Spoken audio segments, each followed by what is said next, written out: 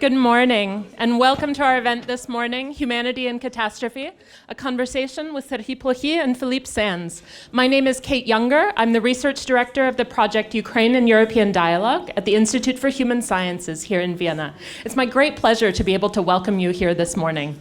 Before we get started, the first thing I want to do is say that this event is the culmination of a truly fantastic few days of events, and of a fantastic cultural year, the bilateral cultural year Austria-Ukraine 2019. We at the IWM have been very proud to be a small part of that, but the greatest thanks and appreciation for this wonderful year go to our colleagues from the Ukrainian Institute, Volodymyr Sheyko and his team. Thank you. And for the conference and the events that we've had over the past 4 days under the rubric Between Kiev and Vienna, Histories of People, Ideas, and Objects in Circulation and Motion, I'm very grateful both to the Ukrainian Institute and to the Center for Urban History, along with my colleague Sofia Diak, who's the director of that center. So thank you both. It's been a great meeting of three very like-minded institutions who bring these crucial historical questions, social questions, humanities and social sciences into the public sphere, into public discourse and debate. We've had a fantastic academic conference that lasted 3 days, brought together over 30 scholars from across North America and Europe to discuss really innovative approaches to Ukrainian history and putting Ukraine in the broader story of European and global history. And so I'm thankful to Sofia for being my co-organizer for that. Now, I am so thrilled to be able to introduce the first of our two conversation partners this morning. Serhii Plokhii is Mikhailo Hrushevsky Professor of Ukrainian History at Harvard University and the director of the Harvard Ukrainian Research Institute. He is truly one of the leading Ukrainian historians of Ukraine, in fact, we should say, of our time. His work stretched from the early modern era to the end of the Cold War and everywhere in between, with incredible ability to tell stories and bring them together with profound historical reasoning. Today, the conversation will focus on his second to last book, because he's extremely prolific. So today we will be talking mostly about Chernobyl, History of a Tragedy, which came out in 2018. But since then, he has also published Forgotten Bastards of the Eastern Front, a fascinating unknown story of the Eastern Front during World War II. The books are for sale over there. So I'm so thankful, Serhii, that you accepted our invitation to be here. I'm very happy to be here. So thank you. And now I'm going to pass the word over to Sofia to introduce the other one. The other one, Philippe Sands. Where do I begin? So, lawyer, professor of international law, writer, stage performer, as some of you might have seen yesterday, and in his career, in his professional life, in his personality, he brings together two seemingly different areas of law and art. And these areas really shape the way we imagine the world, the way we imagine our life, and the way we experience it. So his research and his books have been really covering a spectrum of topics. It was Lawless World.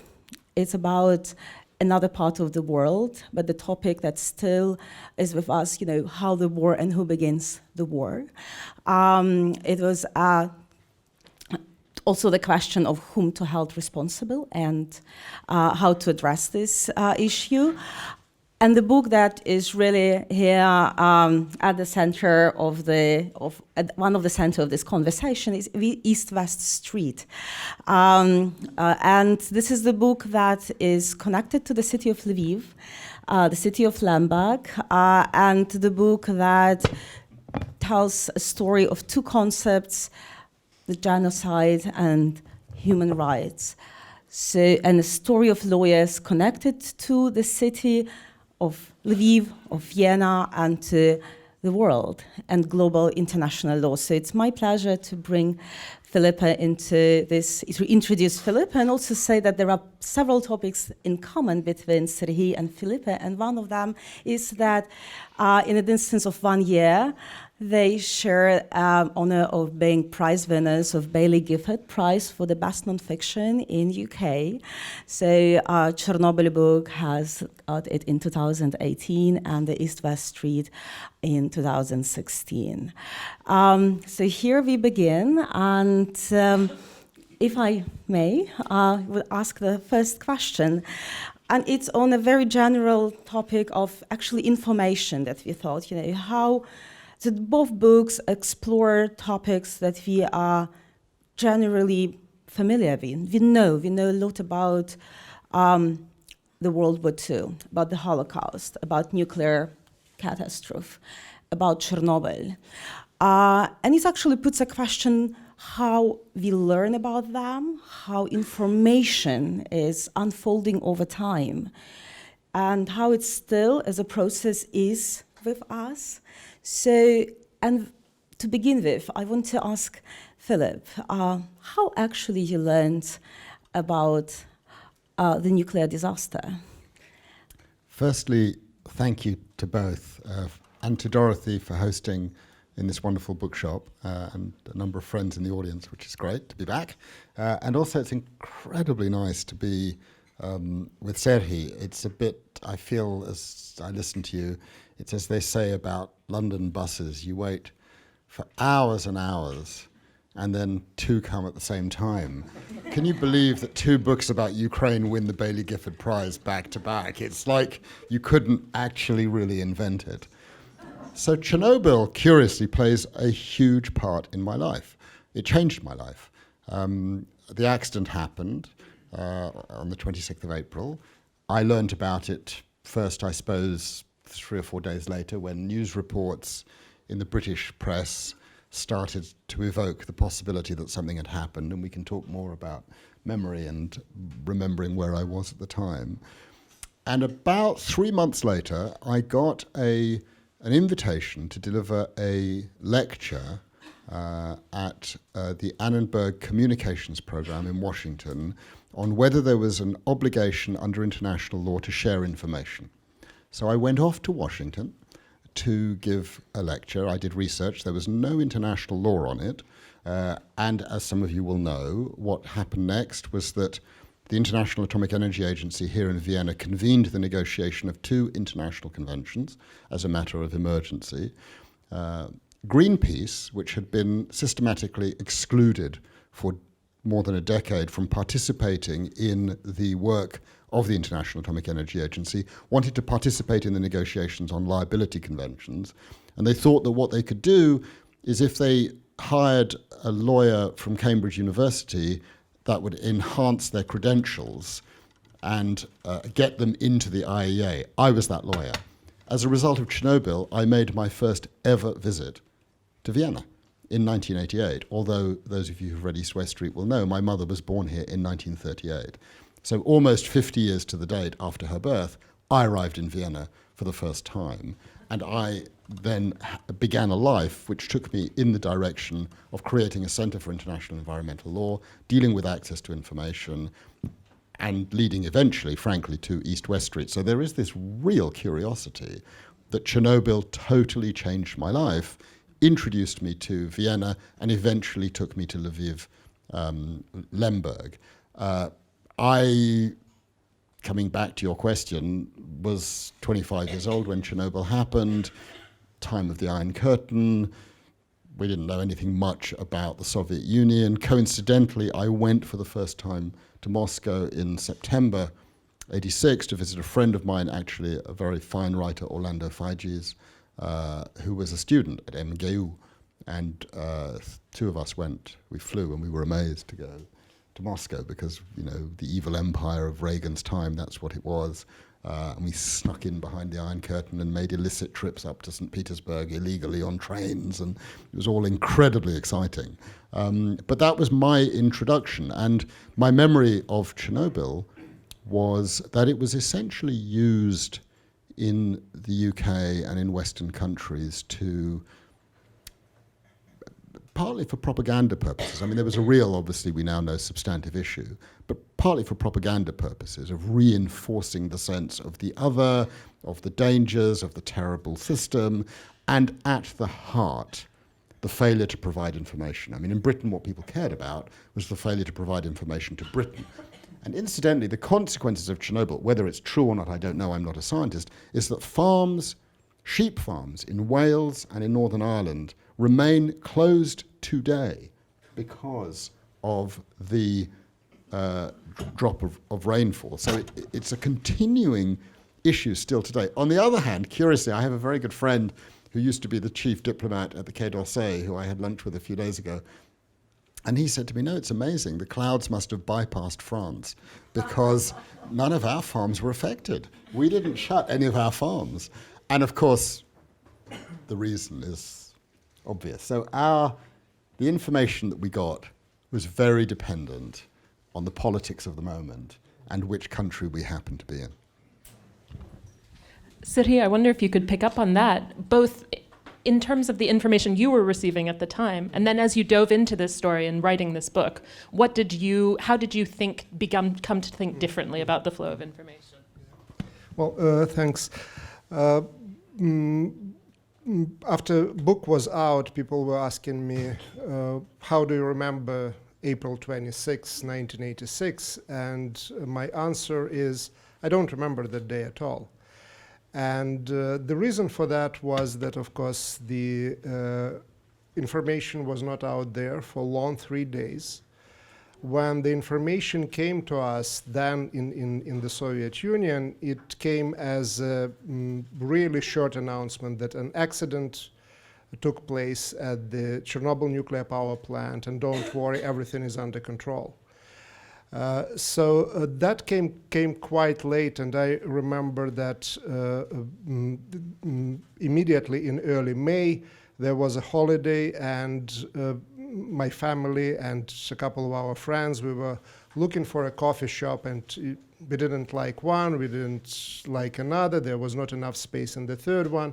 We were wandering in the city, and it was rain, and later it was May the 4th. So I remember May the 4th, when it was rain, and later we learned that actually it was the rain that brought radiation from Chernobyl. So, and that's a story probably quite of a few people who lived in the neighborhood. We learned sometimes too late about what happened. Information was withholden at that time.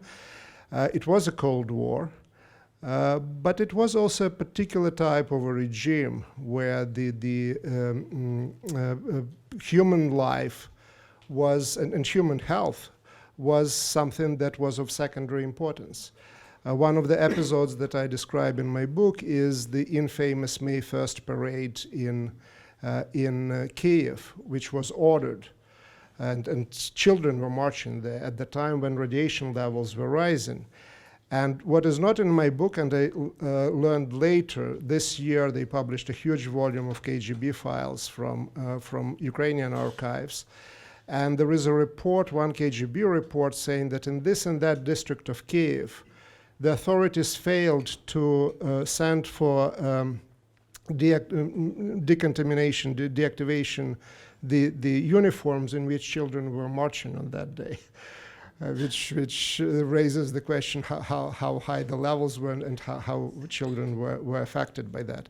So the information was withholden on purpose, and it took Gorbachev 3, which is quite a positive character, a hero in quite a few stories of the end of the Cold War, but not in my story. It took him 3 weeks really to address the nation, the Soviet people at that time. And 2/3 of his speech was actually attacks at the United States and the West for allegedly using Chernobyl and the whole issue for propaganda reasons.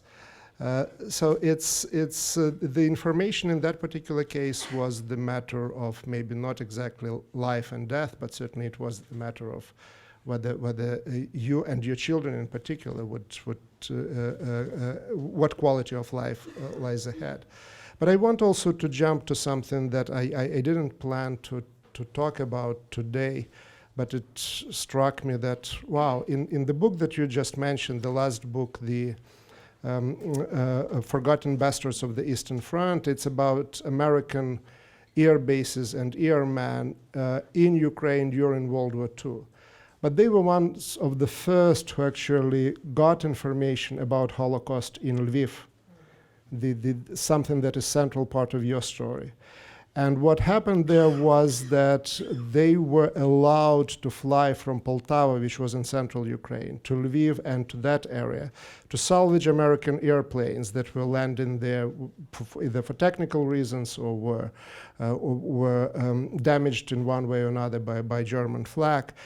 And that was for the first time that the Americans were in the city. And we have their reports. We have their reports, some more accurate, others less accurate. Again, they are in the book. And it's interesting that those were the first kind of reports that I know that Avril Harriman, who was American ambassador at that time in Moscow, was receiving. Because other information about what was not perceived as Holocaust was really filtered by the Soviet authorities when they invited the Western diplomats to Majdanek. But the reason why they did that was actually to force the West to recognize the pro-Soviet Polish government, because pro-Soviet Polish government was in charge of the region and was hosting that event. And at that time, of course, it was the Jews were there among many other victims, defined in religious and ethnic terms, and those trips were the first real reports. What period are we? What date are we talking? Well, it is October and November 1944.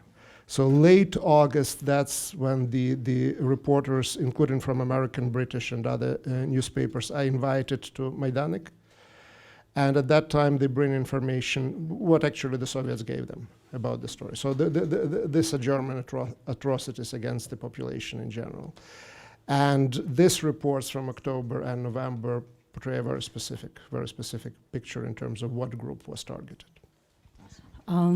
Before we go, and we will ask Philippe, I still want Serhii to get with you on the topic of learning information, but also learning and how you, as a historian, being educated in Soviet Ukraine and working in Ukraine and about Ukraine, you personally learned about the war and the occupation and the Holocaust.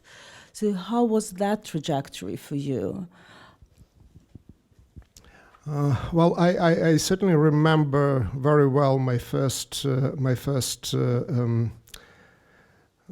class, the first lecture that I had at the University of Dnipropetrovsk. Now it's the city of Dnipro, and the head of the department or dean of the faculty, whatever, there are different ways of translating what it was, gave this first lecture. It was called Lenin's lecture. It was supposed to be ideological and about Lenin.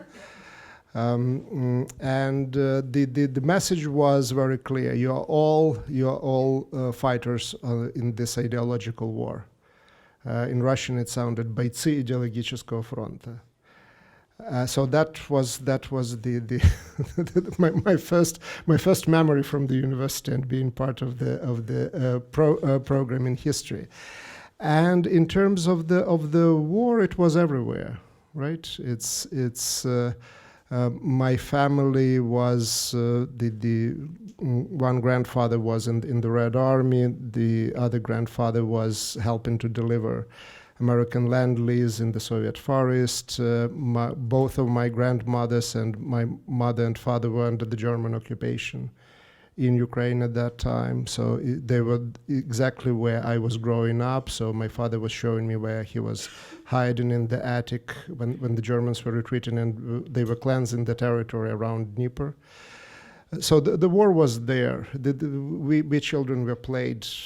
It was about war. But Holocaust, I really learned about that only when I was already at the university. And in a very particular way, because the University of Dnipropetrovsk, the new campus, was built actually around the ravine where the shooting of the Jewish population of the city was taking place. And it took me a while, and it was absolutely considered to be okay and fine that there was no any kind of a mark, no monument, nothing was. There was no memory about that except that coming from the local citizens. Now there is there is a modest monument there, but at that time again there was no indication. So it didn't come from lecture, it didn't come from books, it came just from people who lived around and said, okay, yeah, we were. I was renting a room from an old lady who lived there during the war, and she was saying, okay, yeah, for 2 or 3 days there was a machine gun fire that we could hear there. So it's again, you learn about that, but not from the official sources. Now, what's interesting about this, because the question that you raise, Sophia, and your reaction, Serhii, the commonality points, of course, are silence. And for many people in the room, and in fact, as we now know, on all sides of these stories, the dominance of silence. I grew up with my brother in a world of silence about these matters. I mean, you spent time with your grandparents, and the one thing you knew you didn't talk about was what happened before 1945. You just did not raise it. So it was there, but it was not there.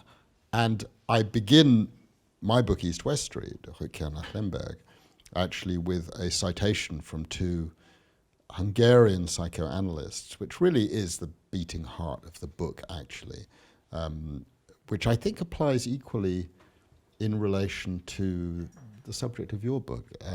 I became interested in how stories get transmitted between family members, and I sort of cottoned on to the fact that somehow my grandfather had communicated things to me without actually talking about them.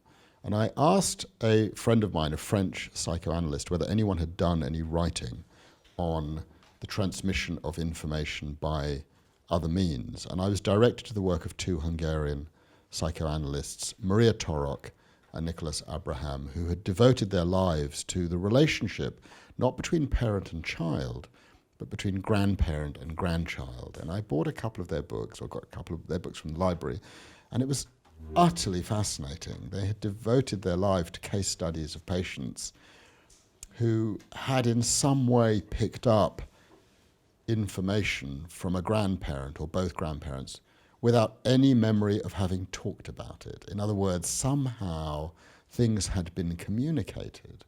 And I found one quote that crystallized that to my understanding. It's really quite a complex thesis, and it now transmits into a form of scientific work known as epigenetics, which is beginning to take off, which posits the theory that people who go through trauma, and other people, are affected, including in a physical way. Their DNA changes, and they transmit to future generations a changed form of DNA. It's very tentative, the science on this at the moment, but it's there. But that's not what Torok and Abraham dealt with. They dealt with the mind. And the quote that I start the book with is as follows: "What haunts are not the dead, but the gaps left within us by the secrets of others." In other words, everyone in this room is a member of a community, including a family, in which there are secrets. And the thesis of Torok and Abraham is that when something bad happens, the person to whom it happens buries it in an inner crypt, shuts the door, locks it, throws away the key, and assumes that that's the end of the matter. It will never come out again. But it does. And patient after patient, in their analysis, the stories emerge. And I feel that, and I don't know whether it's transmission from me out to the city and the population, but when I went for the first time to Lviv, and every time I go, you have a sense that there is there a population living with a history of the past, which for the most part does not want to talk about it, but it is incredibly present. And actually, I feel that also very strongly in this city, in Vienna. There's things people do not want to talk about and do not want to confront. This is not a critique, it's just an observation. Now, the question is, does it come from me, or is it something I'm picking up externally, or is it a bit of both? Just a few words in a sense that there are ways in which we don't want to talk about certain things that come from our own experience, and we don't want to relive it, or it's uncomfortable, or it's really outright it's a threat to a degree to your self-understanding, and you don't want to pass that to the next generation. But there is also, again, in my particular case, there is also a government that promotes a selective memory, that doesn't allow you to remember and pass this information forward. And in my family, there was the Ukrainian famine of 1932-1933, which was never talked about. And when I told my grandma, who went through that okay, I gave that interview, I was in Canada in that time, and she said, "You're not supposed to do that." So it was not only the case that she didn't want personally to relive that again. There was decolonization and expulsion and so on and so forth, but also she believed that something bad can happen to me because I am talking about that. And I would say that, again, the same would be true for Holocaust in the Soviet context. Talking about Holocaust and not about victims in general. But here's a bit of news for you. It's not just your country. It's the same in my country. I grew up in the United Kingdom. At school, we went through our entire educational process without ever talking about slavery and colonialism. I mean, literally not once. We were just told Britain is a great country. And frankly, I think my own interpretation right now of what is the convulsions that are happening in the United Kingdom are in large part a reaction to the failure to confront what has passed before and the effort to bury the negative side, which now manifests itself in this rise of populism and nationalism, which seeks to reinforce the impression that Britain is just a great country. And the irony of it is that one of the current vestiges of colonialism, which is what it is, a place called Northern Ireland, which Britain sort of wants to hang on to, but which is struggling now, pointed in two directions, it is the epicenter of the debate on Brexit. In other words, the history of colonialism has come back to roost, and it is exerting a huge price on the British psyche, and that, I think, is a large part of the explanation of what's going on. So it's not just Ukraine. I think Britain is no different from Ukraine. Well, it is different, but in a different, but in a different way. Yes. Well, one of the things that one of the other themes that really draws your two books together, in a sense, is the question of justice, right? And I think that we're actually circling around that in a certain way already.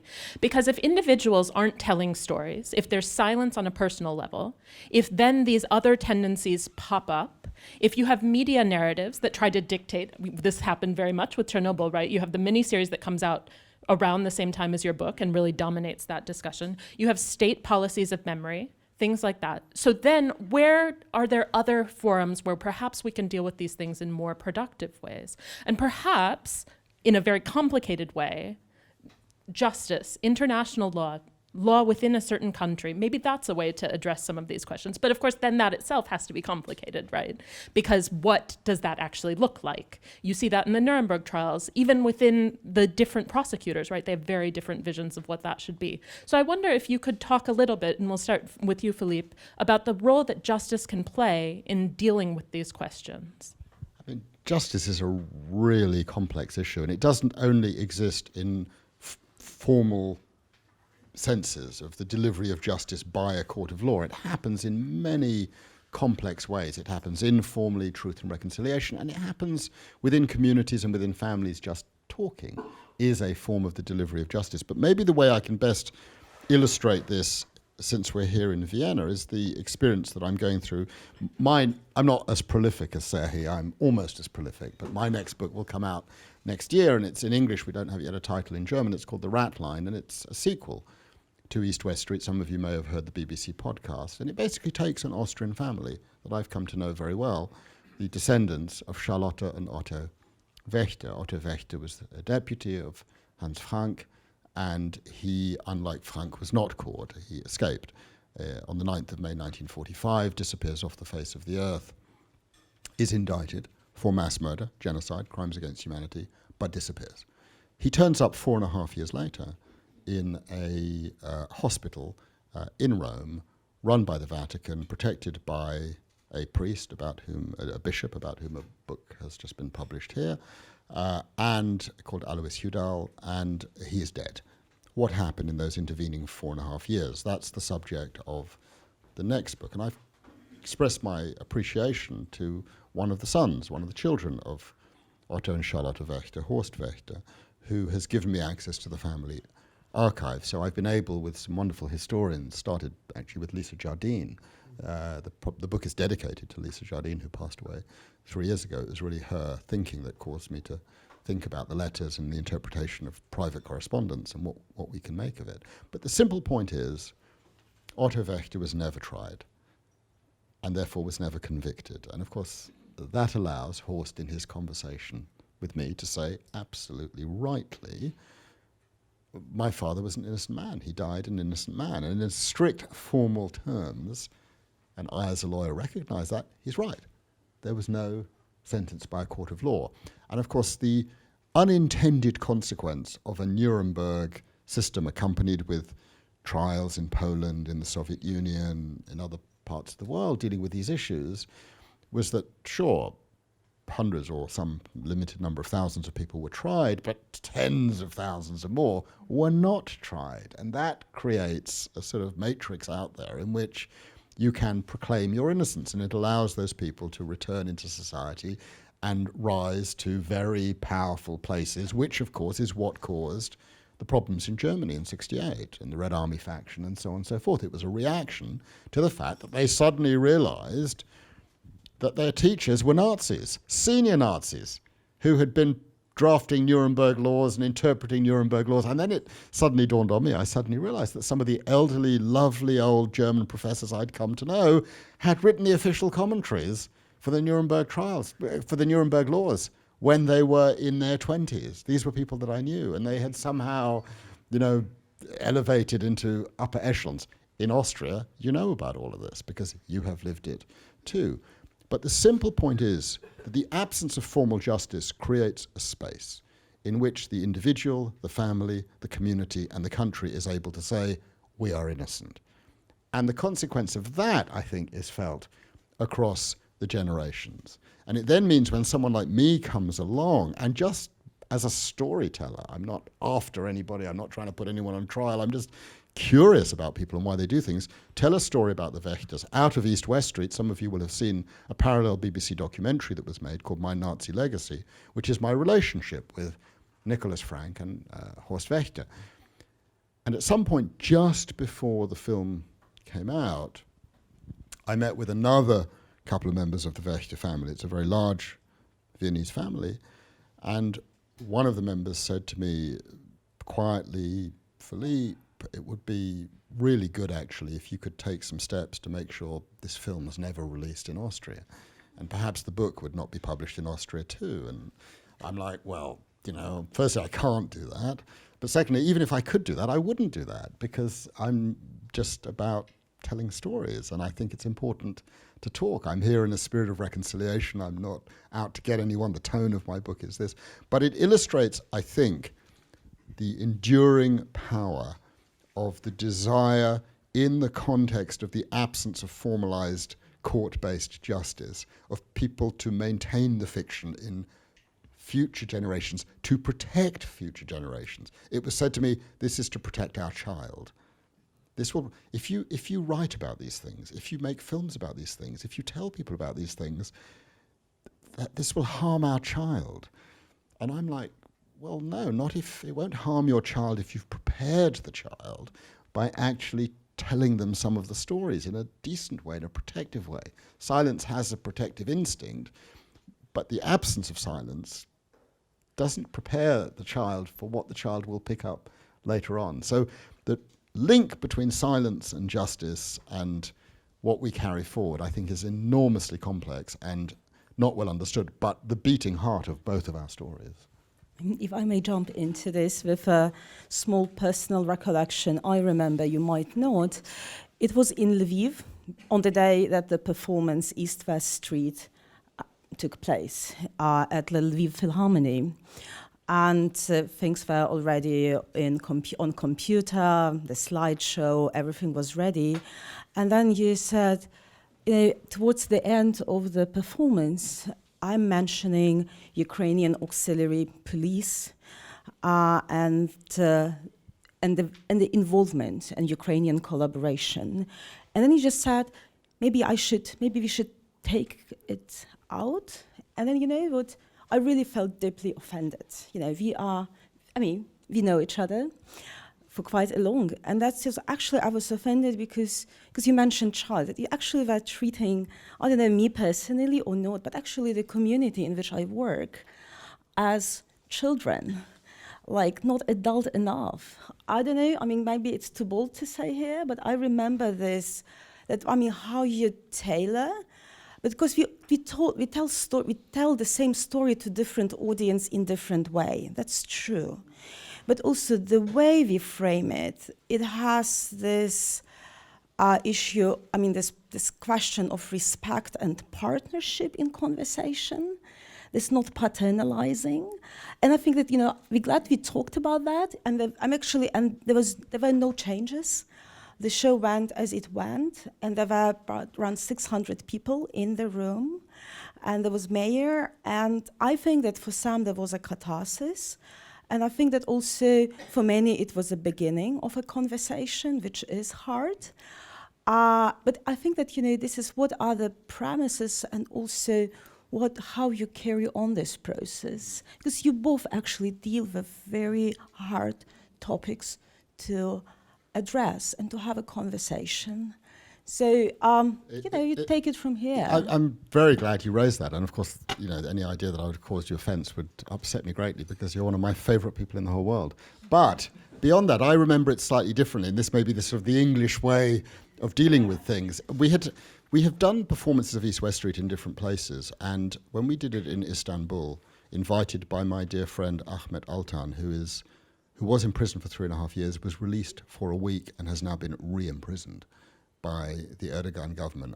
Really scandalous. This is a wonderful writer, really scandalous what is happening. There was the question of whether we mention the Armenian genocide. And I think the default position for someone like me with my sort of British background and politeness and courtesy is when you go to another country, you just want to check and find out, is it okay to mention the Armenian genocide when you're doing the performance in Istanbul? Because I'm not the one who's going to get clobbered. I will get on a plane, I'll go back to London, and it's the people who left behind who then get clobbered. So you've got to check with your hosts, is this fine? This is what I want to say. And I remember it as more in that context. This is what I want to say. This is a conversation recorded, given to me in about 2012, 2013, by the only surviving family member of Hersch Lauterpacht, a child at the time, Inka Katz, who, when I interviewed her in Paris, described to me, watching out of the window, her mother being rushed by German soldiers and Ukrainians. And I faithfully, in the book, put that in. That's what she told me. I respected what she told me. I don't know whether it's true or not. That's a different matter. But that's what she told me. It's recorded. And that's what I put in the book. And so I think what I was trying to do was simply articulate that I recognized in the presence of the mayor and other people, this form of words could be incendiary, could be difficult. Was it okay? And it was in that sense that I think it is right when you come to another community, you don't just come as an outsider and just impose what you want to say, because it would have been, you would have paid the price, not me, for the consequence. And out of my love and respect for you, I wanted to make sure you were totally comfortable. But as you remember, around that period, something else happened. I wasn't then, but I'm now the president of English PEN, the Writers Association. And I think it was 2017, the Congress of International PEN took place in Lviv. It actually took place in part in the aula of the university, the very room where Hans Frank announced the extermination of the entire Jewish population. And so they asked me to give the keynote address because East-West Street had come out. And I got a request, you remember this, I think, from Ukrainian PEN people, I'm not going to mention anyone in particular, of my lecture. And in the lecture, I recounted the words of Inka Katz, unredacted, uncensored, Germans and Ukrainians. And I received a request that came not directly to me, but through you, of could I remove the reference to the Ukrainians? And I said, absolutely not. I am here to talk about freedom of expression. There is no way I'm going to remove that form of words. But I understood the instinct. I don't necessarily criticize it. But the issue of silence, because there is another story that you and I went through. Sophia has been, I mean, it's a way to, I'll embarrass you publicly, incredibly supportive of this book. And I got access to things that I never would have got, but for Sophia. But do you remember we took a trip together to Zhulkiev one day, nearby where Lauterpact was born, and we met a very elderly lady who was cooking cabbage, huge number. She had like hundreds of cabbages on the floor. It was fantastic for an English person to see all these cabbages. It's not possible for there to be so many cabbages in one kitchen. And she was just, her stove and all these pots and the water, and she was just cabbages, and she was, and we started talking to her, and she must have been in her 90s. And so I thought, great, here's someone who was here when all these things happened. Exactly what you talked about. And she told us the story, my Jewish friends around the corner, and slowly they were all taken away and blah, blah, blah. But of course I didn't record any of it. And we said, could we come back and talk to you? And she said, absolutely, please come back in a couple of days and we can sit and talk properly. And you remember when we came back, she didn't want to talk to us. And something had obviously happened in between. You don't talk about this period. Who knows what these people want? Who knows what they're going to do? So it's really complex. Yeah. Well, the question of what you say and what you don't say in a particular context. In the case of this book, for me, it's always when I go to Ukraine and I speak about the violation of safety norms by operators, including to the people who were there at that time, the reaction is quite often very negative. Because in my story, the quote-unquote perpetrators and victims are very often one and the same. So the very same people who were there in that control room on the night of April 26 and who made those decisions, they were also the first victims. They died the first, actually. And how you deal there as a historian, when you talk to people, there can be members of the families there, and but I think it's important to talk about that. I'll explain why. The top management of the nuclear power plant was put on trial in the summer of 1987. It was called an open trial in closed zone, because theoretically the trial was open, but it was held in Chernobyl exclusion zone, where you have to get a special permission. And one of the reasons why it was done, first of all, quite a few of those people were, again, they had different levels of irradiation, so quite a few of them died later. So how do you put dying people on trial for what they did? On the other hand, the Soviet government was hiding a bigger secret, that the explosion happened not only because of the violation of the safety rules and regulations, but it wouldn't happen if the reactor would be good and sound. But there were major problems with the design of the reactor, and that information was withholden. So now we know that the KGB would put their agents into the cells where those accused were, and so on and so forth. What happened after the fall of the Soviet Union, 91, and after that, the truth became known that there was a big issue with the reactor, with the design of the reactor, which automatically, immediately, kind of removed all this responsibility to a degree from the people, engineers and operators of the reactor. And this is a very dangerous thing in a sense that in Ukraine today, the understanding is that Chernobyl happened because the problems of the reactor, and the operators were scapegoats in that story. And to a degree they were. But the explosion would not happen just if it would be problems with the reactor. You need also the human factor, the lack of safety culture and other things for that to happen. And it's a big question of responsibility how you talk about that. And another thing I was thinking about, it's comparing Chernobyl to Fukushima. Today I understand, and maybe you'll correct me, but there are close to 3 million individual claims, legal claims, to the company that was running the Fukushima plant, which has went bankrupt now, so it's the Japanese taxpayers. The overall cost, it seems to me, close to 200 billion. None of that, of course, was there in the Soviet Union. It wasn't the kind of society where you can sue the government or somebody else.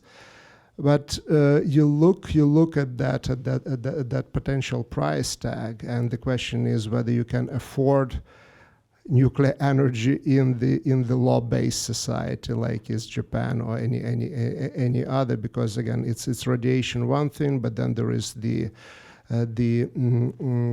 resettlement and the health issues and psychological issues related to that, not even directly to the radiation. Then you see the loss agricultural loss, but also the Japanese companies could not export certain things to the United States because or to any other country or to Europe because there was concern. So it's a huge issue, and so on that level as well, which for me again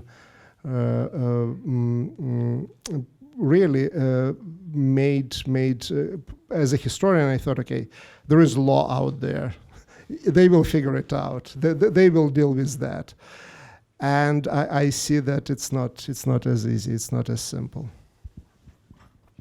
That actually brings up a question that I've been wondering about, that we, so you come, as a historian, you're coming to this question and you encounter law, you encounter science, you encounter all of these other fields that push you in new ways. Philippe, you come to this story and you're not necessarily trained as a historian, but you kind of grapple with historical facts and put them in a framework you're familiar with. So I wonder if the two of you could talk a little bit about how this has pushed your own thinking, approaching these questions from these new ways.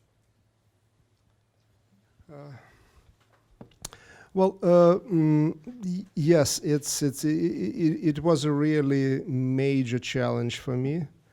I had to go back to the high school textbooks at least and figure out how the nuclear energy works and what the reactor is about and so on and so forth. And generally, it looks like I got it almost right, but not exactly. So I'm getting emails from the engineers and others correcting me. By the way, one of the emails was taking an issue with me writing that how come that Britain was affected and Austria was affected, 2% of cesium-137, it seems to me, ended up here, which is very high percentage, and France wasn't. And my explanation was that, Well, the fact is that 80% or more than 80% of electrical energy in France is produced at the nuclear power plant. So talking about all these dangerous consequences of Chernobyl probably is not good thing for business when it comes to nuclear power plant. And the author wrote to me, no, you are absolutely wrong. Somehow mysteriously the clouds escaped France, which again it's possible because again it depended on the direction of the wind when it was rain and so on and so forth. But he takes a very strong position in that regard. So that's a digression. But going back to my physics. That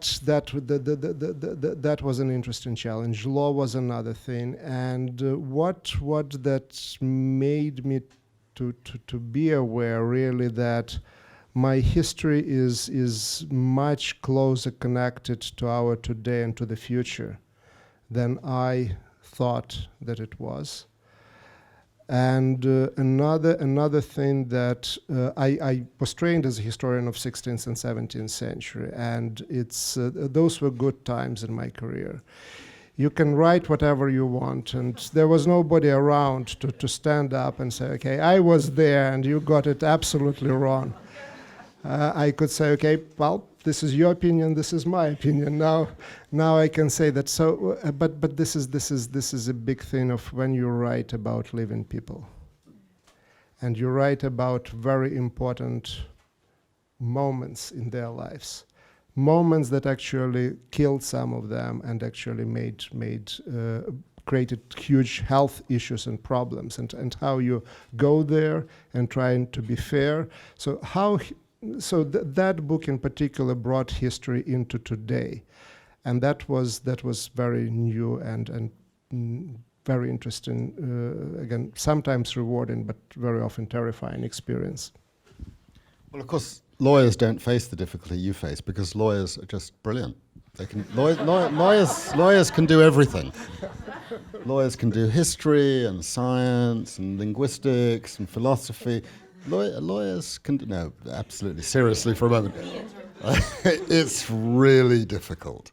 Oh my word. I mean, just to give you an example of the complexities, when some poor person from London stumbles across a city like Lviv, okay, and I remember there was a single day when I received from my Polish translator into the Polish edition a gentle request. One of the problems that I faced was what to call this wretched city. So the technique that I used in the book was that, and it's complicated, people get confused, was that I would, depending on the period that I was writing about, I would call it what the dominant power culture had at the time. So if you were writing in 1914, I called it Lemberg. If you were writing in 1923, you called it Lwów. If you were writing in 1948, you called it Lviv. That was my technique. So throughout the book, I just interchanged throughout. I thought that's fair to everyone. No one will criticize me. These historians from Ukraine, from Poland, they'll go away, they'll leave me alone. No one can criticize me. No. Translation into Polish. Dear Professor Sands, would it be acceptable to, in the Polish edition, refer to the book throughout as Lwów? Because otherwise the Polish people will just get upset. The same day, from my Ukrainian translator, would it be okay, Professor Sands, to refer to the city throughout the book as Lviv? Because it'll just be too complicated and it'll cause difficulties. And so I just thought, the English book's the authentic one. You do whatever it needs. I can't impose my views on you. It's just too complicated. So everyone takes ownership. I'm not a historian. I'm not a scientist. I'm not a psychoanalyst. I'm not any of these things. I'm just a lawyer. And you just do the very best you can to be respectful of all the different people. But I'm terrified of the historians because I'm not a historian. And actually, my very favorite review of East West Street it started off as my least favourite review, but it's now my very favourite review, is the most critical review of East-West Street. In fact, the only really critical review. But mostly I've been very lucky. But it's by a very famous historian called Richard Evans. And he just launched an exocet into it. This isn't history, this isn't this isn't that. And of course, my historian friend said, oh, he's just pissed off because you've trodden onto his territory. They're absolutely right, yeah. And we are nice people, but when other people are not encroaching on our territory, yes. But it's really difficult, and particularly when you add to it, I don't speak a word of Ukrainian, I don't speak a word of Polish, and I had the assistance of the most wonderful group of PhD students in Lviv. I mean, just extraordinary people in Lviv and in Warsaw, to whom I am deeply grateful. Obviously, I was dependent on their good faith. I mean, to give you an anecdote, do you know the ones in Lviv? I tried desperately to pay them. They didn't ever want to accept a single penny because they were doing it for the good of scholarship. And, you know, it's not a wealthy community.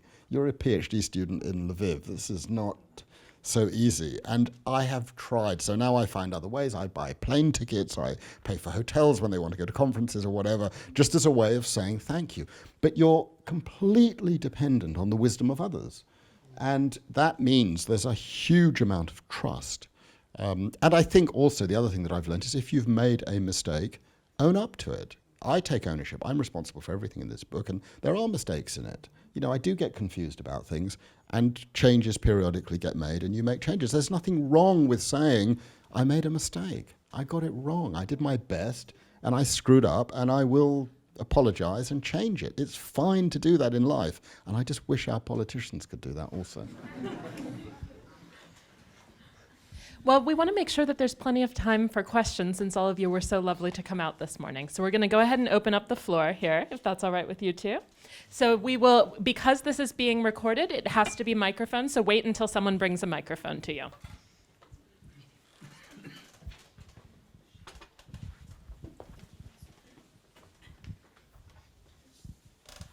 Any questions?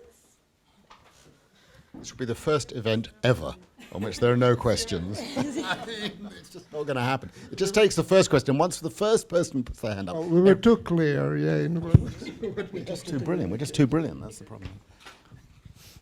I'm sorry, it's going to be me. So I have a question for you both, which is about morality. Big word, big concept.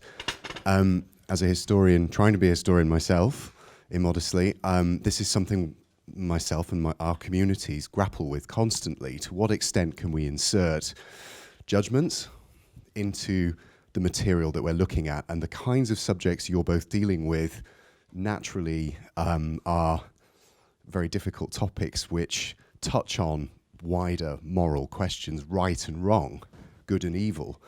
So I wonder, you know, this is just, I'm sure many of us in this room would find it helpful to know how the both of you deal with that side of what you're doing. I mean, Philippe, I think you said very clearly, you've tried very hard, and I know you have, through some knowledge of your work, to sort of stand back from that. But, you know, in stuff, and again, this isn't about me, but it's about all of us who grapple with these things. I myself have been accused of putting a normative dimension into aspects of history that I've looked at. So it's something very, very difficult and very challenging. How can we remove moral judgment from these very difficult topics? Do we just present the facts as we know them? We know that we can't entirely do that, but what's your take on that? Well, thank you. It is a difficult issue to deal with, and I guess we all individually try to find answer to that. But overall, I at some point decided that there is an archaeology where you just dig out facts and information and present that. And there is a history where you interpret what you found. And interpretation, that means that you interpret that today and now and for the audience that is around you. So you make it relevant. And stories like that, the stories, most of the history, for good or for bad, is a history about humans, written by humans and for humans. And in that sense, maybe we can try to escape moral judgment, but it will be always with us. It isn't embedded. And I thought, okay, maybe it's better to recognize that that is there. In terms of techniques, how you do that, in my particular case, I'm not part of the story. I think that in Philippe's book, his, and in a very good and effective way, I'm looking at that, trying to steal a couple of ideas and the ways. But I'm not there, but there is a embedded, including moral argument in what I am trying to say. So, but I think it's should be there. Also, what I try to do, given that my voice is not there, I don't want to impose something on the reader. So hopefully I allow readers some freedom.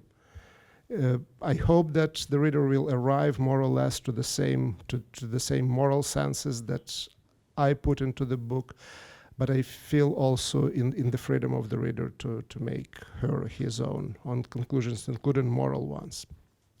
I very much share that view, but actually I would go even further, and maybe it's because I'm also a courtroom litigator.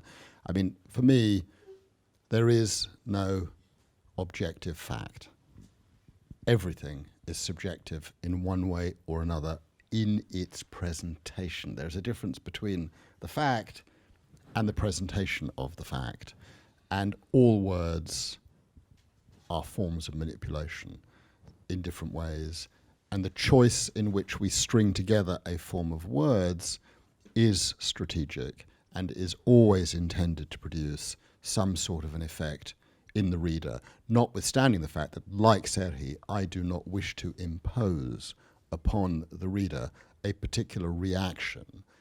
Nevertheless, it is inevitable that the way in which I structure the book, the choice of my sentences, the things that I decide to put in and not put in, the order in which I put them in, plainly are the exercise of choice and a degree of discretion which is motivated in part by conscious or subconscious desires of the person who writes. It seems to me that that's obvious.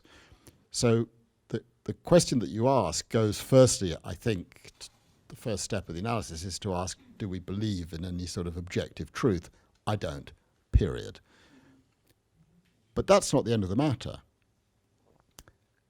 And if I talk about an element of the most personal aspect of the book, because as Serhii says, it's two stories. There's the big story, the political story, the Nuremberg, the crimes against humanity, the genocide, but there's also the story of my relationship with my family's story, which is of great importance to me. And how I presented that presented a number of real difficulties. Since we are in Vienna, one of the things that challenged me greatly was the discovery that my grandparents and my mother had not left Vienna together in 1939. My grandfather leaves in January 1939 by himself. What happened? Then my mother leaves, aged 1, in July 1939. But how did she get to Paris by herself? There are no answers to these questions in my family. No one wants to talk about this. And then my grandmother stayed for another 3 years and then gets to Paris in late 41, when it's impossible as a Jew to get from Vienna to Paris. What happened? But of course, the biggest question of all is the most personal question. How could my grandmother have allowed herself to be separated from her only child? As a parent, it's almost impossible to imagine. As a father, certainly, but even more, I think, as a mother, it's so huge to allow yourself to be separated. Those of you who've read the book know there is a moment when my mother is taken by her mother to the Westbahnhof and handed over to an English missionary who takes her to Paris and safety. But she wasn't on her own. She was with her cousin, who was 12, little Herta, there's a photograph of her in the book. And a lot of people are touched by that photograph, which I put in really as an act of memory. And at the last moment, Herta's mother said, no, I just can't bear it. I just can't bear to be separated from my child. And of course, within a year, within 2 years, they're both dead. And in answer to your question, I don't judge my grandmother at all, not for a millisecond. I was not there.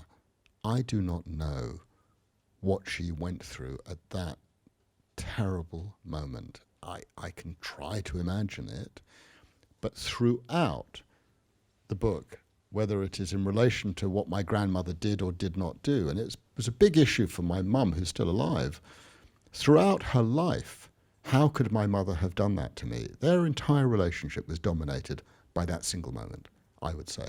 That was huge in their relationship for obviously understandable reasons.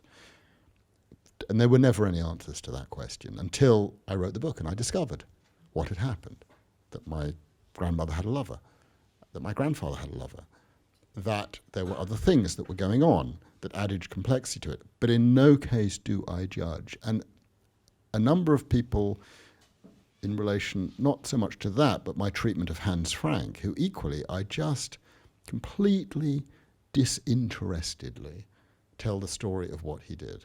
I do not express a view. I do not impose a judgment of my own, however much I have strong views about certain things. I just let the reader read the facts. But that's still not objective fact.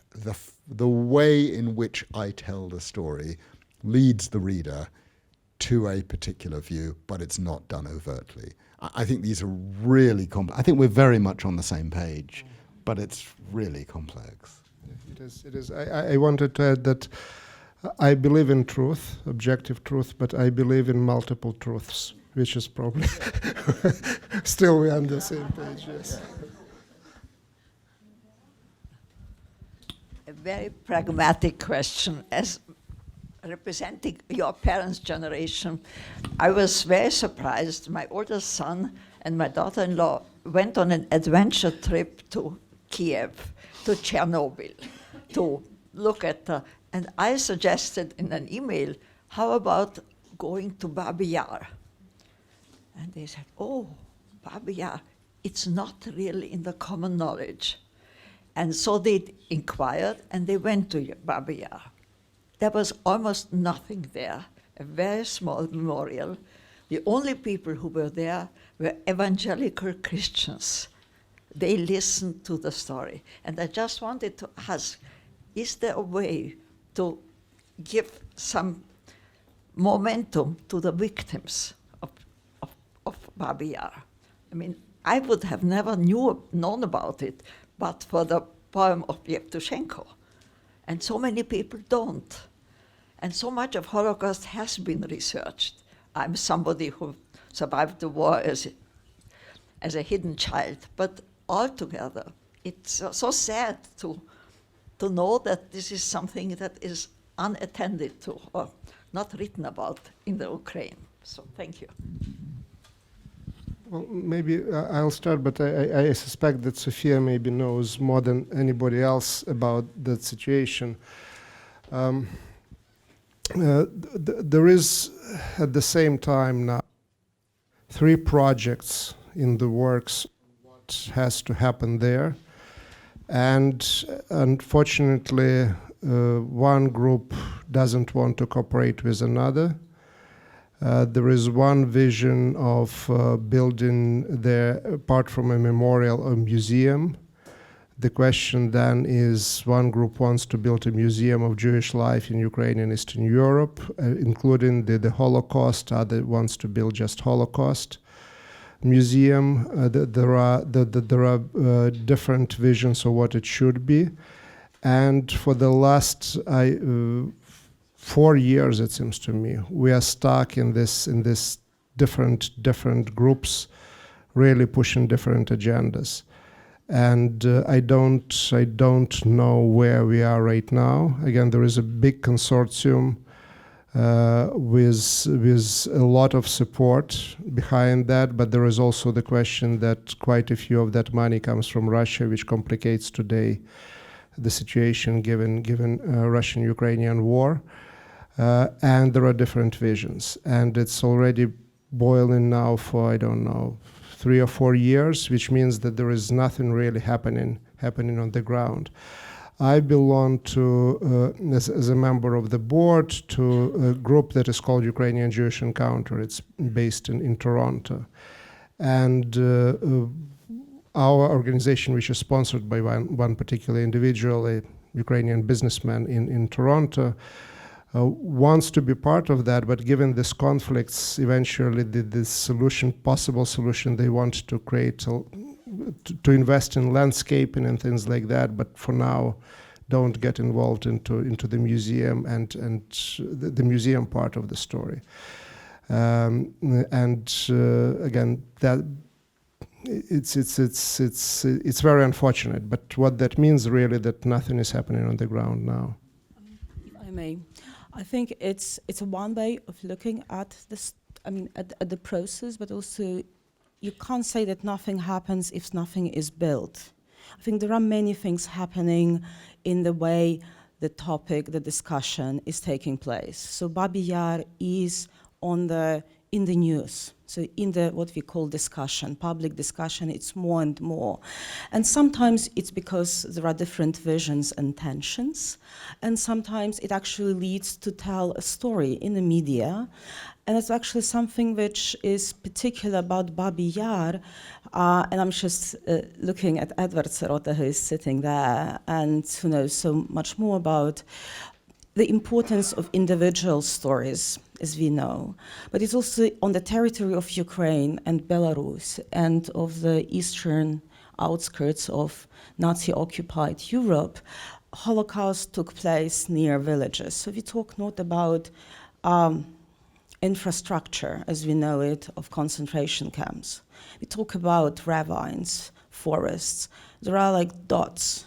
And Babi Yar is about Babi Yar, about history of Kiev, but it's also a symbol for all these places near villages, towns, cities. And it therefore is of such profound importance of how to find the way of talking about one place and through this place talk about many, many places which names, we simply can't keep in our mind. And then of course it is another question. It's a story of the Holocaust, it's a story of occupation, it's a story of collaboration, it's a story of people who did choices which were criminal, bad, wrong, but also people who did choices which were good. So we'd also have this second word in our panel discussion, conversation, humanity. And actually you can't tell how fragile and precious humanity is if you don't tell a story how it fails and how people do really terrible things. So this is really complex. Therefore, it's hard to get it into the form of monument sometimes. It's also even difficult to get it into the form of museum. But I would be cautiously optimistic, saying that there are many, many initiatives trying to do very different things. They are scattered, therefore they probably are under your and many people's radar, yeah. But it doesn't mean that they don't exist. If I can add, yeah, you're absolutely right. The Babi Yar is very much part of the memory space in Ukraine, so everyone knows about that. It was 75th year anniversary since the tragedy, so there was a huge commemoration on the state level, covered by national media. So it is there. It is in the textbooks, school textbooks, and so on and so forth. So yeah, it is present there. But what is happening on the ground in the place itself? Yeah, you're absolutely right. Hello, thank you. reading your two books, I've been so struck and delighted by the common threads, because it gets your brain spinning in an interesting way about international jurisdiction and so on. But today you just brought up another one, which is a huge topic of interest for me, which is this epigenetics and the trauma passing down the generations, trauma living in the body and perhaps changing the DNA. It's a big question, and it's just starting this research, but it's a big question in Scotland. What happened to people who were cleared from the land, who then caused the same violence when they went to America upon the people there, the memory of starvation? How does this change your body? And I was struck in your book, Philippe, when I think you ask a relative of Leon when Leon learned about his family, and he replies brusquely, you say, he doesn't know. And this silence that maintains. And then, Serhii, you talk about this as well with about the Holodomor and saying you should not talk about this. And I think probably we all have some experience of older people in our family when we try to push a subject and their silence descends, and you just know that you mustn't. But how this affects us, and this attempt that people make to control the narrative and change the history to protect the children, like you say, but it doesn't protect the children, it messes them up, and then they go on and become historians and researchers and ruin this whole endeavour, but it's such an interesting area, and I wonder how you say that it's at the beating heart of the book, really, this question, and I wonder if you can talk about that a little bit more, how it appeared and what research you find interesting at the moment on this. Well, the word doesn't appear in the book because that would open a whole other door, but in a sense, I suppose the mention of that and my reference to the quote at the beginning of the book is catalyzed by the sense that the book has a remarkable number of coincidences in it.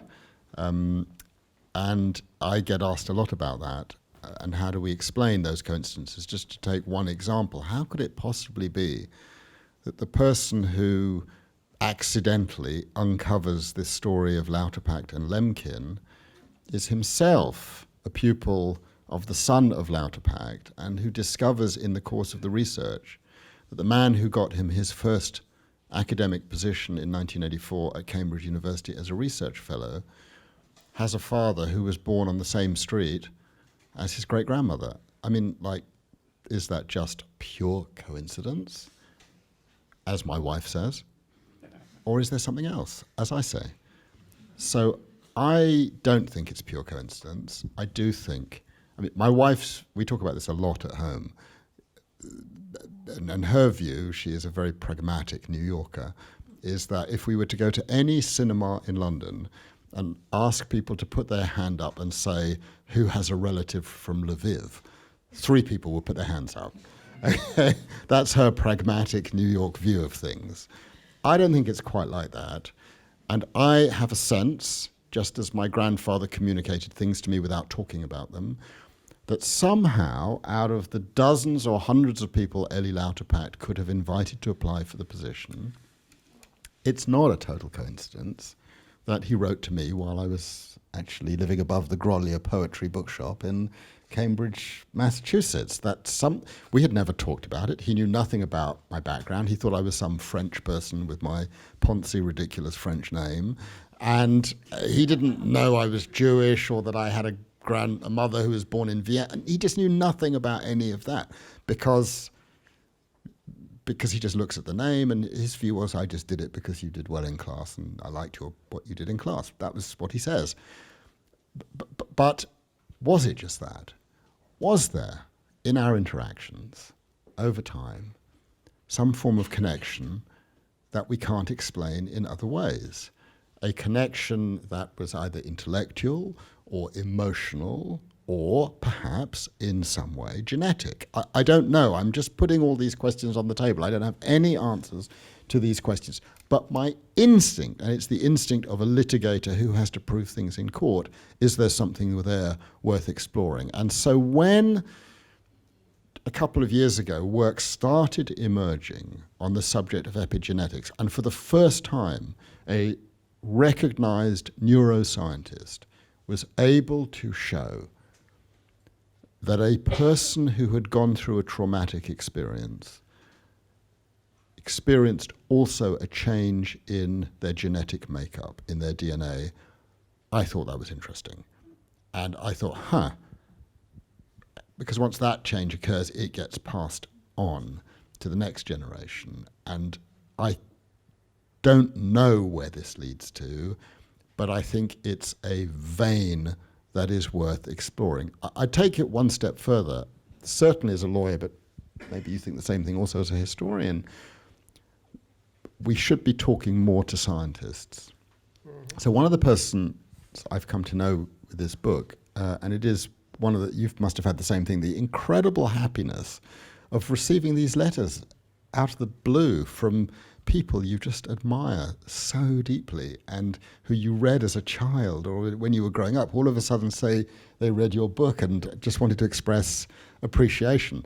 So one of those groups of people was the writer Paul Auster, who I met in Lviv. And through him I came to know his wife, Serhii Plokhii, who is very focused on neuroscience. I mean, her work on neuroscience is incredible, and in particular on how memory functions from a scientific perspective. And her thesis is essentially, and this sort of came up over breakfast this morning, that when you remember something, and this is very relevant when you're cross-examining a witness in court, what happened on that day at that moment, and you come to know as a lawyer that actually you ask the question 5 times and you'll get 5 different answers from the same person because there is no inner truth as to what happened. But her thesis is essentially what you remember when you're recalling something that happened on a particular day is nothing more than the last time you remembered it. Mm-hmm. So something happens on the 1st of March 2015, I remember that, and then I remember it again 27 times between now and yesterday. When I remember it today, all I remember is what I remembered yesterday. And so it evolves and it changes every time. And I think this is really interesting as a neuroscience perspective on how the brain functions. But I think we've only just begun to tap away at these issues. Well, science change in history, especially with DNA, as we go back into the times when history wasn't there and try to figure out the movement of the population. And the more we integrate and incorporate science as a historians, the better. Again, I'll tell about myself, but probably this is true for a good part of historians. We are basically relatively conservative people. We are interested in the past sometimes more than we are interested in today and the future. So that interconnection, that dialogue is extremely important. In terms of what happens, whether this is a change of DNA or there is a particular cultural code that is changing, but something is changing. And we at Ukrainian Research Institute at Harvard, we have this wonderful project, interactive map, GIS-based project where we map different things. And among our modules is the module on the Ukrainian famine that I already mentioned. And you look at the areas that were affected the most, and then you look at the number of children in the families in those areas and in the areas that were not affected. And on average, there are much less children being born in the families in the areas which went through the famine. And again, that is there. That is, we can see on the map. Next is the question. Okay, it's DNA, it's memory, it's cultural code that is being changed, or it's the level of urbanization. So again, there can be a lot of factors going into that, but clearly you can see on the map of Ukraine today some echo of what happened 70 or 80 years ago. It is there. And then again, we need scientists really. The science thing can be quite fun, actually. Also, a year ago, my wife bought me for my birthday present one of those DNA kits where you take a swab and you send it off, and they tell you all the different parts of the world that you come from, and it comes back. You get an email with a map attached, and it's a series of concentric, circles that overlap, and all the different parts of where your genetic makeup comes from. And she was really shocked by what came back, because not only did it show a large circle at the very heart of which was Lviv on my mother's side, but there was an overlapping circle on my father's side also, which Lviv was at the heart. So the nightmare that, it's not just one side ends up being Lviv, it's the other side, was for her just one step too much. Just enough of this bloody Lviv story, and the science takes us in curious directions. Well, I did the same a couple years ago, and you're from London, and in US, and it was a complete rip-off, because again, it depends on the number of the people who already took that test, and for me, it gave the general definition of East European, which you put it Romanians and Hungarians and Ukrainians and Jews and Crimean Tatars, and you get and you get me probably. Well, yes, that's probably what happened. But again, just check before you pay that money how many people from your area, from your region actually took the test. Yeah.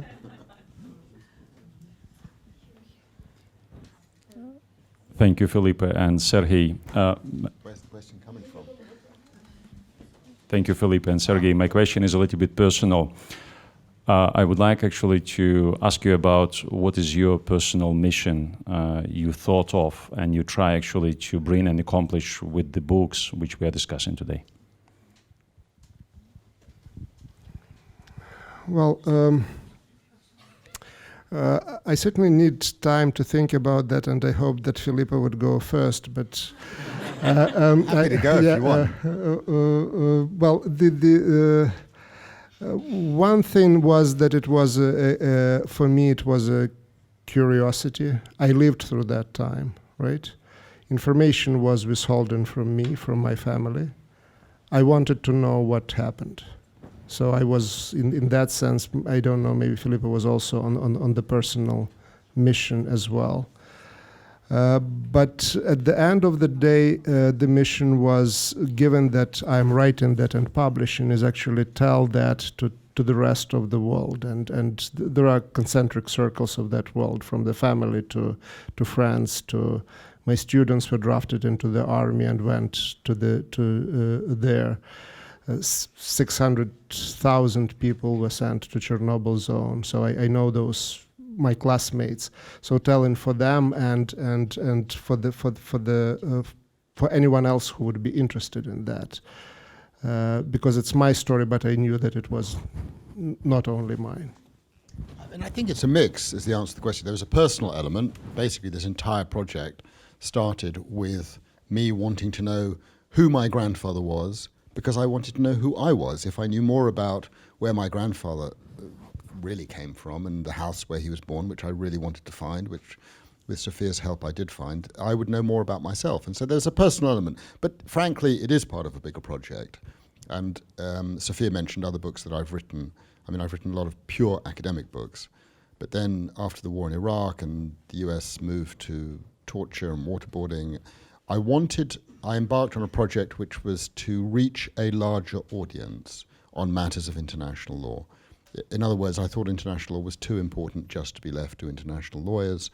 And the 1945 settlement, which I'm very attached to, which includes, for the first time in international relations, one might say, a system based on respect for the rule of law at the international level, encompassing, amongst other things, individual rights and the rights of groups. I wanted people out there to understand how fragile it was, how what was created in 1945 was a remarkable thing. And as the project has gone on, reaching a broader audience, of course, things across Europe, but other parts of the world, have got worse. And in particular, because the generation that lived through the period of the 30s and the 40s is slowly disappearing, live, actual, lived experience is disappearing. And that leaves a void. And into the void march political movements and politicians and nationalism and populism and xenophobia and Islamophobia and anti-Semitism and racism. And we're seeing what's happening. I don't think it's an accident. People think it can't happen again. It can happen again. It'll happen in different ways, but it'll happen again. in different ways. And so what I wanted to do was get people, ordinary, intelligent people who read books and think about things, and there are many of them out there, it turns out. There are not, I mean, this book has sold, I think, over 300,000 copies now. There aren't 300,000 international lawyers. There's about 12 international lawyers. So someone out there is reading this material, and in significant numbers, and that's a really good thing. And a lot of the letters that I get are, wow, I didn't realize genocide and crimes against humanity were invented in 1945, and the context and the circumstance and what caused that to happen and why it's important to protect those ideas. So that, for me, is the broader mission, but it's very personally motivated. I mean, the next book is not so directly about, it will be said, I'm sure, in some of the reviews, about that justice and rule of law model, but actually it is, because the story about Otto Wächter, who escapes in May 45, who is indicted for mass murder, but who disappears and is a hunted man, is that it turns out that in the context of the Cold War, they knew exactly where he was. And not only that, some of you will have listened to the podcast perhaps. Actually, out of interest, how many people have heard the Ratline podcast? Okay, not that, but a few. So you'll have listened to maybe my favorite episode 6, just because I love his voice so much, John le Carré, talking about being a 19-year-old soldier posted in Austria, in Linz, where his job, I didn't know this, he's my neighbor, I've known him for years, and this I only learned in writing this book, was to interrogate Nazis as part of a program to choose which ones to recruit. And I would talk this through with him, and he said, yeah, it was really confusing. I'd grown up at school and in my young adulthood to be told that these people were evil, and now my bosses, my military superiors and the politicians were telling me I had to recruit them against the Soviet threat. That's what it was. They were intelligence officials, they'd done terrible things, but they had names, they knew who the enemy was, and we wanted them on our side, not on their side. And I said to him, well, what did you do with the files and everything if you knew they'd done terrible things? He said it was very simple. We lost the files, and we had a word, Persilschein, and that was how we moved forward. We just dispensed justice by ignoring it. And as he put it, we turned on a sixpence. The sixpence is the old English coin. We completely did a 180-degree turn. And that, for me, is a justice issue, and it has contributed to taking us to where we are now. Yes, thank you. Thank you very much for this presentation. That is very enjoyable. I have a question for Philippe, but before, I just want to add something to Chernobyl. I'm French, and I happened to be in the US when it happened, and it was very strange to me because the maps were shown in America were clearly showing that France was also radiated, and I called my mother, and my mother said, no, we're all fine. Nothing happened here. And I don't know if you know, but afterwards, there was a strange upsurge of thyroid cancers in the coming decades, and some years ago a group of patients tried to sue the French state because the greatest French health authorities came on TV and said that France was not affected, you could consume everything, you could play in the sand, everything was fine, And so they tried to sue the French state for misinforming the people, but of course they got nowhere because this is France, and the independence of the justice is still questionable. So just to say that state lies and propaganda do not characterize only communist countries. But now my question was for Philippe. I don't know if you know the film The Flat, Hadira by Arnon Goldfinger. And it's a fantastic film. I may explain just in a few words. The filmmaker's grandmother comes from Berlin, and she dies in Tel Aviv not a few years ago. And so he empties the flat and realizes that very clearly his grandparents, who were Jews from Berlin, emigrated in the 30s, were friends with a prominent Nazi called von Mildenstein and his wife, and he's very curious, like you, he's a third generation. And what comes out clearly of the film is that the third generations are curious, and they want to know what happened. But the second generation, both his mother, who is the daughter of the victims, and the mother of von Winterstein, who is the daughter of the perpetrator, share this attitude that they don't want to know what happened. They are not curious at all. They don't want to speak about it. They were taught by their parents not to speak about it, and they just don't want to speak about it. And it's very curious to see how this attitude was on both sides of the divide. And so my question for you is, how about your mother? How does she, you are a typical third generation, but is she a typical second generation, or what is her attitude to all this? Just before I get to my mother, who no doubt will watch the video if this is ever put up online, I would just say that it is a fact, objective and truth, that for 973 days after the Chernobyl accident happened, over the entire French territory there was not a single cloud. It was blue sky. It didn't rain. That's not true. It's bullshit. It's total bullshit. I mean, obviously, it's clear what happened in France, and they just wanted to keep the population really... Well, we know that in Japan, then, back in '86, they downplayed the entire Chernobyl story at that time. Now that pops up. Yeah. But in relation to all of these issues, I mean, my mother isn't second generation. She's first generation. She is like the lady... She was born in 38. So she was born in July 38 here in Vienna, and she travels to Paris, I won't give it away for those of you who haven't read the book, by the person who saved her life and to whom I have a great debt of gratitude because I'm here because of this extraordinary lady. And was a hidden child outside of Paris in a small town called Meudon. And she says she has no memory of the first 5 years of her life. Her life began when she was 6 years old, and she can't remember anything. She had two identities. She had some very limited contact with her parents when she used her real name, but she remembers being asked the question, "What's your name?" and the answer to the question was, "Ça dépend." For a child to go through that experience of having a double identity, I don't think is something you can ever, it just touches you for the rest of your life. So she's first generation, I think, which means that I'm second generation. But am I really second generation? I'm third generation in relation to my grandparents, second generation in relation to my mum. And I don't know. And the question is, does it matter how we actually formally characterize ourselves? Probably not. But the truth is, I'm part of that generation who reaches a certain age and starts asking themselves questions about why. Whether I'm typical or not, I don't know. But it is, I think, the case, in my observation, that the experience of the terrible events of 33 to 45 are universalized. So, I discover in researching this that on the other side of the story, my dear friend Nicholas Frank grew up in silence. He was the only member of the family who started asking questions about this. No one else wanted to talk about it.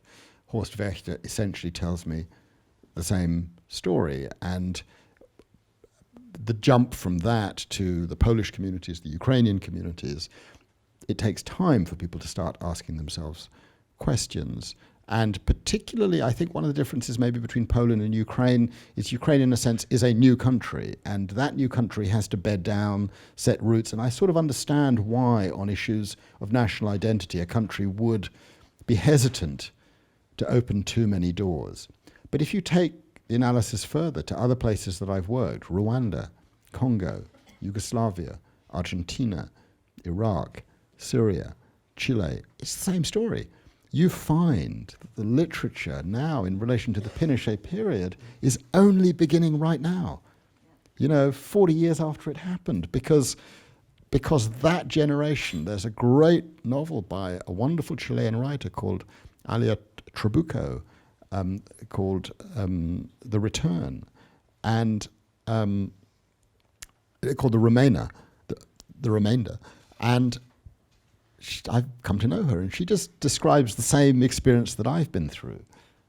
Her father, an academic, was tortured, didn't want to talk about it, and slowly she began to ask questions later on in life. So I think this is a universal experience. And coming back to the question about morality and judging it, I think that it's essentially born by a good instinct, essentially, of protection of future generations. You don't want to expose your children to the horrors of what you were on the receiving end or what was perpetrated upon you, but there is also an aspect of shame, of surviving, or of perpetrating, and these things blend in together. But my sense is I do a lot of cases involving mass killing. I see a lot of greys. I mean, someone this morning said to me, are you looking forward to the case you're doing starting on Tuesday at the International Court of Justice? And the answer is no. I'm doing the Rohingya case at the International Court of Justice for Gambia, which is bringing a case against Myanmar, which will be represented in person, apparently, by Aung San Suu Kyi, who is flying to The Hague to argue against us. No, I'm not really looking forward to the terrible facts, which are terrible, which are going to be aired in court. So yeah, sure, it's always interesting to do a case in that sense, but no, it's really dark. And the themes are universal, and a historian may have a different view on that, but I think things skip a period of time. They do, and I don't know whether this is the right time or not, because it looks like it was the last question. And if we're out of time, I certainly want to thank all of you for coming today, and once again to name the organizations that brought us here all together. And the Ukrainian Institute, I understand that this is one of the first major acts of the cultural diplomacy. They're just starting, so I want to thank them and wish really, really good flight ahead. And the Institute for Human Science, for whom this is not the first flight, but it's certainly a very successful one, and Center for Urban History from Lviv that really embodies the Austrian-Ukrainian cooperation and work. And again, it's certainly for me, this is third day or fourth. I'm jet-lagged a little bit, I'm not sure, but that was a great experience. Thank you. And can I just